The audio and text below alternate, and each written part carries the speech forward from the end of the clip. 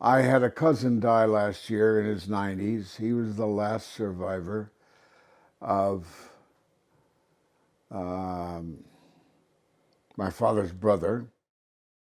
And his brother came and spent a few years with him at the junkyard and then went back to Russia and sired a family.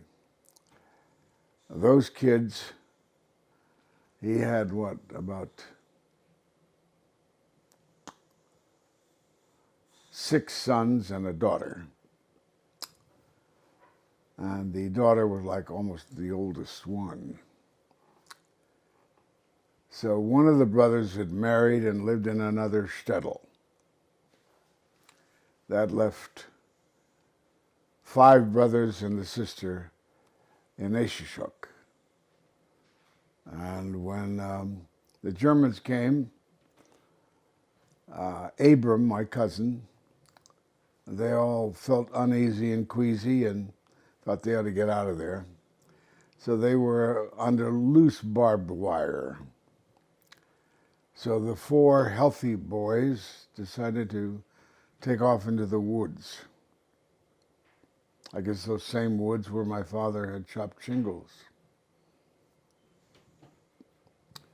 The sister, because the youngest brother was a cripple, and they knew he couldn't make it with them, they decided to stay in the village. And of course they were disappeared, as was the brother who was married and living elsewhere. So that left the 4 boys in the woods, and they began to attract other Jews fleeing.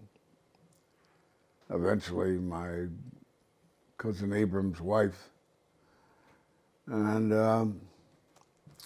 they became somewhat of a guerrilla band.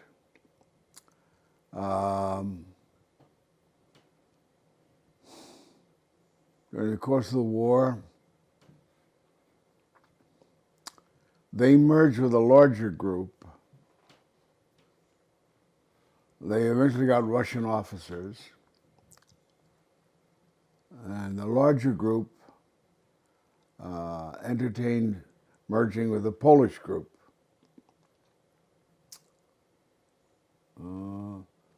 The Poles didn't want the Jews. So the Jews said, so the group was still going to merge. So the Jews said, okay, we'll go on our own. And the Poles said, well, you got to give up your guns. And the Jews said no. So they left, and they kept their guns. I guess they didn't have any trouble.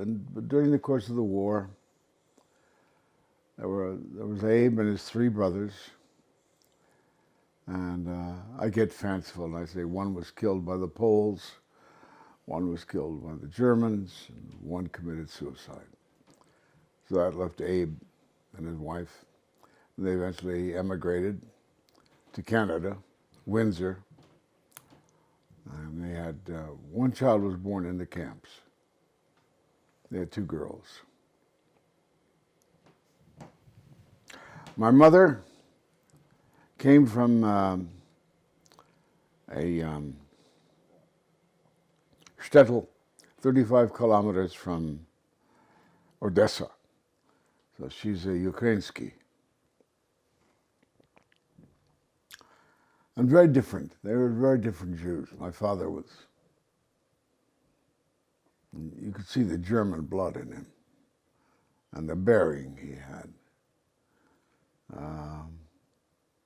Gray-eyed and austere.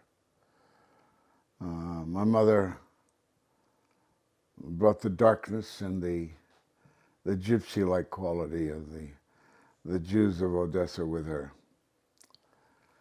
And they came in 1913 from the port, out of the port of Galveston.